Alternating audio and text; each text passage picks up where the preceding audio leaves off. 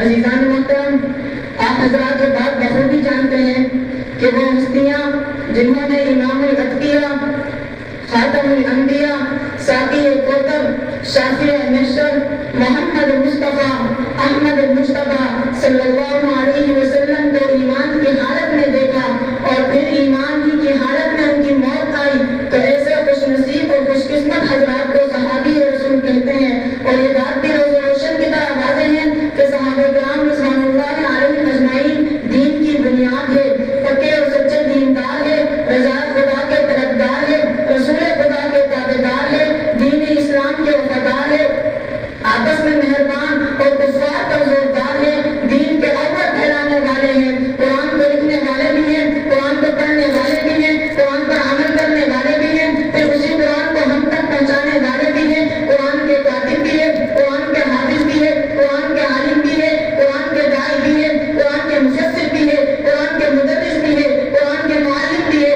قرآن کے مقرر بھی ہیں، قرآن کے خطیب بھی ہیں۔ تو پھر میں کیوں نہ کہوں کہ پیغمبر کا عشق صحابہ ہے، پیغمبر کی محنت کا خلاصہ صحابہ ہے، پیغمبر کے خیرات کی تصدیق صحابہ ہے، پیغمبر کے شجاعت کی تصویر صحابہ ہے، پیغمبر کے سخاوت کی تصویر صحابہ ہے، پیغمبر کی عدالت کی تصویر صحابہ ہے، پیغمبر کی امامت کی تصویر صحابہ ہے۔ میری بات غور سے سنو کہ میرے رب کی ربوبیت کے خلاصہ میرے محبوب پیغمبر ہے، تو میرے محبوب پیغمبر کی نبوت کے خلاصہ بھی صحابہ ہے۔